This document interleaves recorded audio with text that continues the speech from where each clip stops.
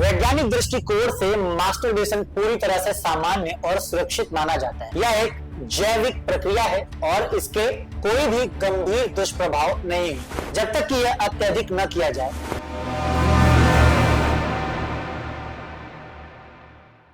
वैज्ञानिक तथ्य और रिसर्च। नंबर 1, हार्मोनल लाभ। मास्टरबेशन करने से डोपामाइन, ऑक्सीटोसिन और एंडोर्फिन जैसे फील गुड हार्मोन रिलीज होते हैं जो तनाव और चिंता कम करने में मदद करते हैं।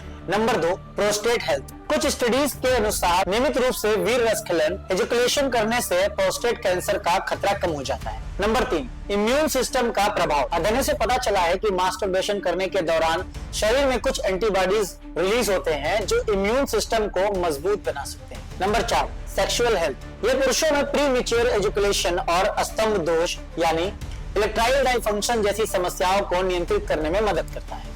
नंबर 5, कोई शारीरिक नुकसान नहीं।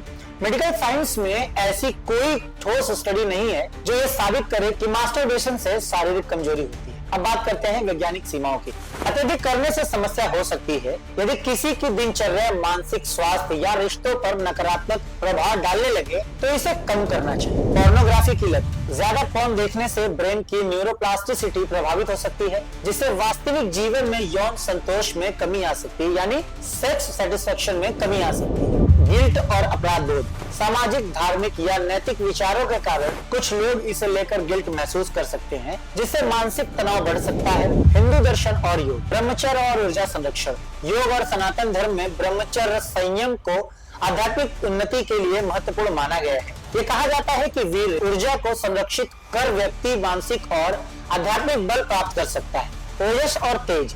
आयुर्वेद में वीर को ओजस और तेज से जोड़ा जाता है। मानसिक और शारीरिक शक्ति को बढ़ाता है। बार बार वीर्य स्खलन से ऊर्जा में हानि हो जाती है। काम वासना पर नियंत्रण। गीता और अन्य ग्रंथों में कहा गया है कि इंद्रियों को संयम आध्यात्मिक उन्नति में सहायता होती है। यदि कोई व्यक्ति मास्टरबेशन पर नियंत्रण रखता है तो वह अपनी ऊर्जा को ध्यान और साधना जैसे चेतना से जोड़ सकता है। बौद्ध धर्म में दृष्टिकोण। इच्छाओं पर नियंत्रण। बौद्ध धर्म में इच्छाओं और वासनाओं पर नियंत्रण को महत्वपूर्ण माना जाता है। बुद्ध ने कहा कि तृष्णा यानी ईर्ष्या ही दुख का कारण है और आत्म सामंजस्य व्यक्ति निर्माण के मार्ग पर बढ़ सकता है। मध्य मार्ग। हालांकि बौद्ध धर्म में इसे पूरी तरह से गलत नहीं कहा गया बल्कि अधिकता से बचने और ध्यान साधना में लीन रहने की सलाह दी गई। इस्लाम में मास्टरबेशन को हराम माना गया है क्योंकि इसे प्राकृतिक विवाह संबंधों के विकल्प के रूप में नहीं देखा जाता। कुछ विद्वानों के अनुसार यदि व्यक्ति को अवैध संबंध से बचाने का एकमात्र तरीका हो तो इसे कम बुरा माना जाता है। रूहानी शुद्धता।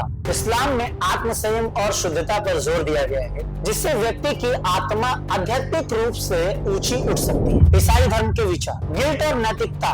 ईसाई धर्म में इसे पाप माना जाता है खासकर यदि एक अनैतिक विचारों से प्रेरित हो। बाइबल में सीधे तौर पर मास्टरबेशन का उल्लेख नहीं है लेकिन शुद्ध विचार बनाए रखने की सलाह दी जाती है। क्या किया जाए? आध्यात्मिक समाधान।